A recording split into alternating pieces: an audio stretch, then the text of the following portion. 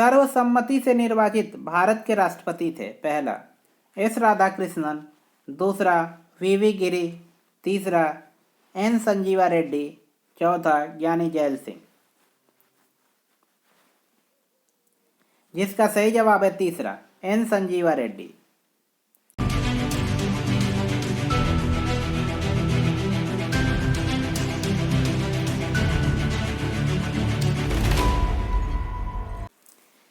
नमस्कार, exams questions के PYQ video series में आपका स्वागत है। आज के वीडियो में उत्तर प्रदेश PCS द्वारा 1998 के प्रीलिम एग्जाम में पूछे गए इंडियन पॉलिटी के प्रश्नों का डिटेल्ड एनालिसिस प्रस्तुत किया जाएगा। चलिए शुरू करते हैं। क्वेश्चन नंबर 1, संविधान की 8वीं सूची में सम्मिलित भाषाओं में निम्नांकित में से कौन सी भाषा को बोलने वाले सर्वाधिक हैं?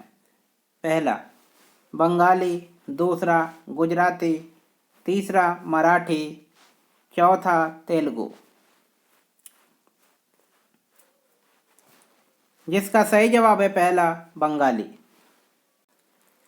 मूल संविधान की 8वीं अनुसूची में 14 भाषाओं का उल्लेख था, जबकि वर्तमान में 8वीं अनुसूची में कुल 22 भाषाएं शामिल हैं। सिंधी भाषा को 21वें संविधान संशोधन, कोंकणी, मणिपुरी तथा नेपाली को 71वें संविधान संशोधन, संथाली, डोंगरी और मैथिली तथा बोडो को 92वां संविधान संशोधन द्वारा 8वीं अनुसूची में शामिल किया गया। 8वीं अनुसूची में शामिल भाषाओं में सर्वाधिक बोले जाने वाली बोली हिंदी भाषा है।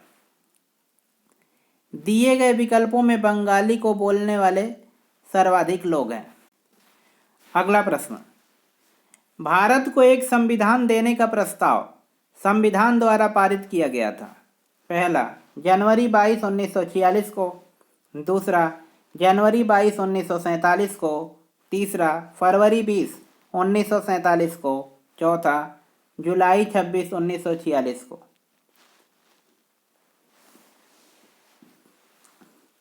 जिसका सही जवाब है दूसरा जनवरी 22, 1947 को।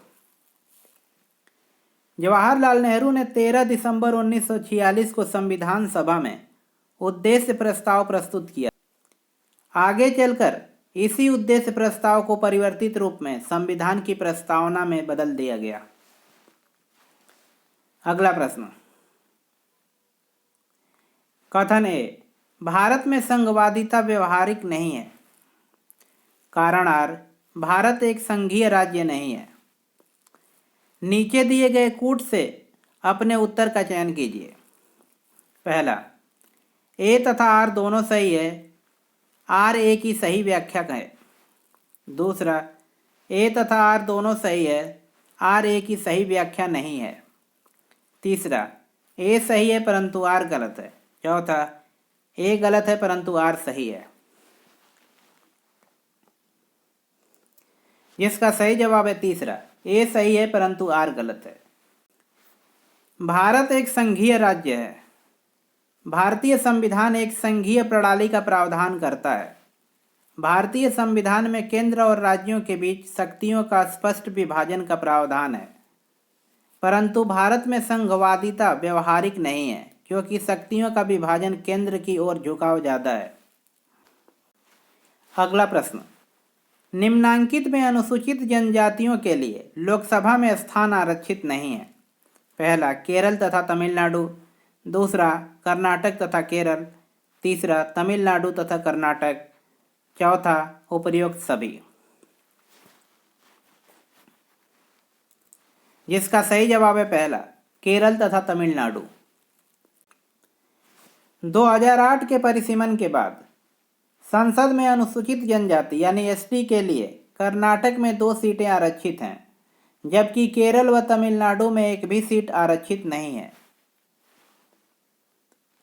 अगला प्रश्न, निम्नांकित में से कौन संविधान के 42वें संशोधन द्वारा नीति निर्देशक तत्वों में नहीं जोड़ा गया? पहला शोषण से बच्चों व वयस्कों की सुरक्षा, दूसरा समान न्याय तथा निःशुल्क कानूनी सलाह, तीसरा समान आचार संहिता, चौथा उद्योगों के प्रबंधन में श्रमिकों की भागीदारी, जिसका सही जवाब है तीसरा, समान आचार संहिता।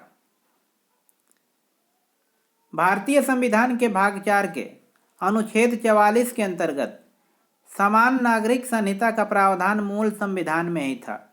इसे 42वें संविधान संशोधन द्वारा नहीं जोड़ा गया। 42वें संविधान संशोधन द्वारा जोड़े गए अनुच्छेद इस प्रकार हैं। अनुच्छेद 29 शोषण से बच्चों एवं वयस्कों की सुरक्षा। अनुच्छेद 39 का समान न्याय तथा निःशुल्क कानूनी सहायता। अनुच्छेद 43 का उद्योगों के प्रबंधन में श्रमिकों की भागीदारी।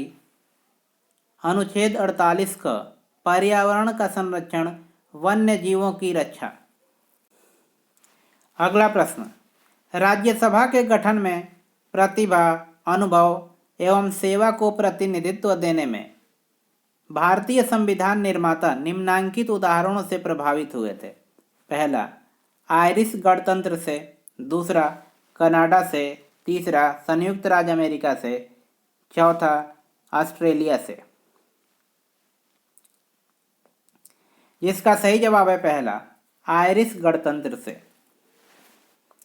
भारतीय संविधान के अनुच्छेद 80(1) क के अंतर्गत राष्ट्रपति द्वारा राज्यसभा में 12 सदस्यों को मनोनीत किया जाने का प्रावधान है, जिन्हें साहित्य, विज्ञान, कला व समाज सेवा के क्षेत्र में विशेष ज्ञान या व्यवहारिक अनुभव हो। इस नामांकन की व्यवस्था को आयरलैंड के संविधान से लिया गया है।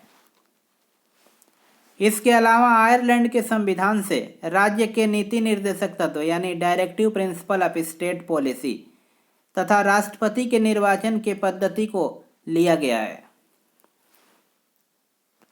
अगला प्रश्न, समान कार्य के लिए समान वेतन भारत की संविधान में सुनिश्चित किया गया एक पहला मौलिक अधिकार है, दूसरा राज्य के नीति निर्देशक सिद्धांतों का अंग है, तीसरा मौलिक कर्तव्य है, चौथा आर्थिक अधिकार है। जिसका सही जवाब है दूसरा, राज्य के नीति निर्देशक सिद्धांतों का अंग है, यानी directive principle of state policy का पार्ट है। समान कार्य के लिए समान वेतन भारत के संविधान में सुनिश्चित किया गया एक राज्य के नीति निर्देशक तत्वों का अंग है। पुरुषों और स्त्रियों दोनों को समान कार्य के लिए समान वेतन का प्रावधान है। यह प्रावधान संविधान के अनुच्छेद 39 घ में किया गया है। अगला प्रश्न, भारत में राष्ट्रपति की मृत्यु, पद त्याग व हटाए जाने पर पद में हुई रिक्ति को भरने की समय सीमा क्या है? पहला 1 माह, दूसरा 9 माह, तीसरा 3 माह, चौथा 6 माह। जिसका सही जवाब है चौथा 6 माह। राष्ट्रपति की मृत्यु, पद त्याग अथवा हटाए जाने पर पद से हुई रिक्ति को भरने की अधिकतम समय सीमा 6 माह है। अगला प्रश्न, भारत में मौलिक अधिकारों के संबंध में निम्न वक्तव्यों पर विचार कीजिए। पहला, यह राज्य कृत्यों के विरुद्ध एक गारंटी है। दूसरा, यह संविधान के भाग 3 में सूचित है। तीसरा, सामाजिक, आर्थिक व राजनीतिक न्याय सुनिश्चित करता है। चौथा, यह संयुक्त राज्य अमेरिका में अधिकारों के बिल की भांति नहीं है। जिसके विकल्प हैं पहला और दूसरा सही है, दूसरा व तीसरा सही है, तीसरा पहला, दूसरा, तीसरा तीनों सही है, चौथा दूसरा, तीसरा व चौथा सही है। जिसका सही जवाब है पहला और दूसरा सही है। भारत में मूल अधिकार संविधान के भाग 3 में वर्णित हैं। ये मूल अधिकार राज्य के कृत्यों के विरुद्ध एक गारंटी हैं, जिनका उल्लंघन होने पर नागरिक सीधे उच्चतम न्यायालय में अपील कर सकते हैं। मूल अधिकारों की प्रेरणा संयुक्त राज्य अमेरिका से ली गई है। ये यूएसए के अधिकारों के बिल यानी बिल ऑफ राइट्स की भांति ही हैं। सामाजिक, आर्थिक व राजनीतिक न्याय राज्य के नीति निर्देशक तत्व यानी directive principle of state policy द्वारा सुनिश्चित किए जाते हैं, मौलिक अधिकारों द्वारा नहीं। अगला प्रश्न, भारतीय संविधान के अनुच्छेद 344 के तहत प्रथम राजकीय भाषा आयोग का गठन हुआ था। पहला 1950 में के.एम. मुंशी की अध्यक्षता में, दूसरा 1955 में बी.जी. खेर की अध्यक्षता में, तीसरा 1960 में एम.सी. छांगला की अध्यक्षता में, चौथा 1965 में हुमायूं कबीर की अध्यक्षता में।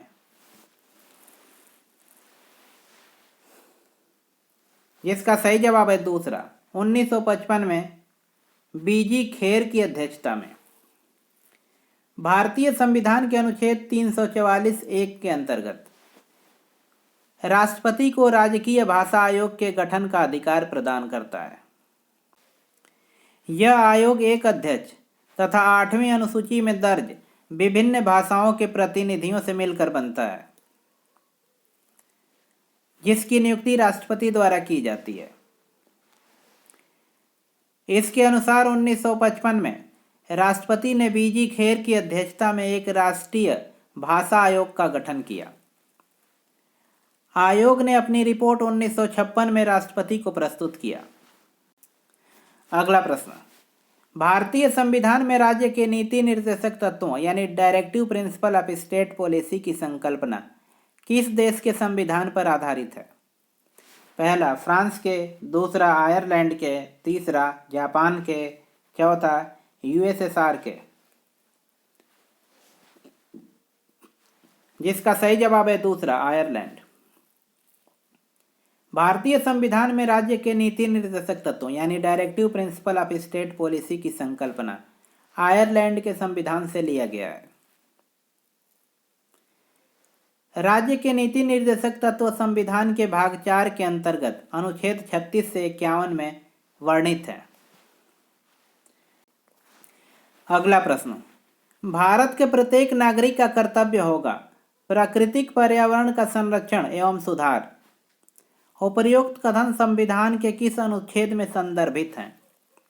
पहला अनुच्छेद 21, दूसरा अनुच्छेद 48A, तीसरा अनुच्छेद 51A, चौथा अनुच्छेद 56। जिसका सही जवाब है तीसरा अनुच्छेद 51A। स्वर्ण सिंह समिति की संस्तुति यानी सिफारिश के आधार पर 42वें संविधान संशोधन 1976 द्वारा संविधान के भाग 4 क के अंतर्गत अनुच्छेद 51 क के तहत मूल कर्तव्यों को जोड़ा गया था। प्रारंभ में मूल कर्तव्यों की संख्या 10 थी तथा 2002 में 86वें संविधान संशोधन द्वारा एक और मूल कर्तव्य जोड़ा गया, जिससे मूल कर्तव्यों की कुल संख्या 11 हो गई। भारत के प्रत्येक नागरिक का कर्तव्य होगा कि प्राकृतिक पर्यावरण का संरक्षण व सुधार करें। यह अनुच्छेद 51 क के तहत एक मौलिक कर्तव्य है। संविधान के अनुच्छेद 48 क में यह प्रावधान है कि राज्य देश के पर्यावरण के संरक्षण, संवर्धन और वन्य एवं वन्य जीवों के रक्षा का प्रयास करेगा। अगला प्रश्न, सर्वसम्मति से निर्वाचित भारत के राष्ट्रपति थे? पहला एस राधाकृष्णन, दूसरा वी गिरी, तीसरा एन संजीवा रेड्डी, चौथा ज्ञानी जैल सिंह। जिसका सही जवाब है तीसरा एन संजीवा रेड्डी। 1977 में हुए राष्ट्रपति चुनाव में नीलम संजीवा रेड्डी सर्वसम्मति यानी निर्विरोध राष्ट्रपति चुने जाने वाले एकमात्र व्यक्ति हैं। इनका कार्यकाल वर्ष 1977 से 1982 तक था। अगला प्रश्न, भारत में न्यायिक पुनरीक्षण की संकल्पना निम्नांकित देश के संविधान से ली गई है? पहला यूनाइटेड किंगडम, दूसरा संयुक्त राज्य अमेरिका, तीसरा यूएसएसआर, चौथा ऑस्ट्रेलिया। जिसका सही जवाब है दूसरा संयुक्त राज्य अमेरिका। भारत में न्यायिक पुनरीक्षण यानी जुडिशियल रिव्यू की संकल्पना संयुक्त राष्ट्र अमेरिका के संविधान से लिया गया है। तथा सुप्रीम कोर्ट को न्यायिक पुनरीक्षण यानी जुडिशियल रिव्यू करने की शक्ति प्राप्त है, जिसके तहत वह केंद्र व राज्य दोनों स्तरों के विधियों तथा कार्यपालिका के आदेशों की संवैधानिकता की जांच कर सकता है। यदि विधियां तथा कार्यपालिकों के आदेशों में संविधान का उल्लंघन किया गया है तो सर्वोच्च न्यायालय उसे असंवैधानिक या अवैध घोषित कर सकता है। न्यायिक पुनरीक्षण यानी जुडिशियल रिव्यू का आधार विधि के शासन को बनाए रखना तथा विधि की सर्वोच्चता को स्थापित करना है।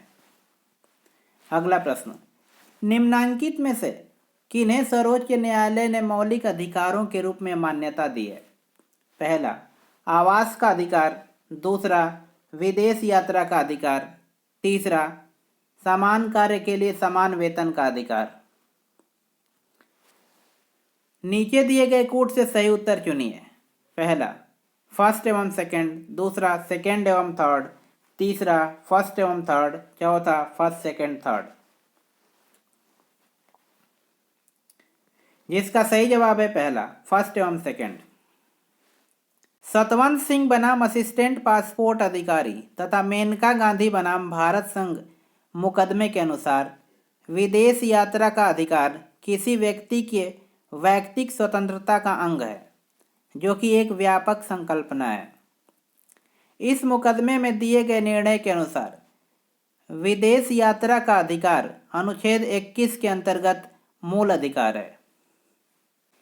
चमेली सिंह बनाम उत्तर प्रदेश राज्य के मुकदमे में दिए गए निर्णय के अनुसार आवास का अधिकार अनुच्छेद 21 के अंतर्गत मूल अधिकार है, जबकि रणधीर सिंह बनाम भारत संघ के मुकदमे में दिए गए निर्णय के अनुसार समान कार्य के लिए समान वेतन का अधिकार मूल अधिकार नहीं है। इसी क्वेश्चन के साथ इस साल पूछे गए पॉलिटी के प्रश्न समाप्त हुए। धन्यवाद।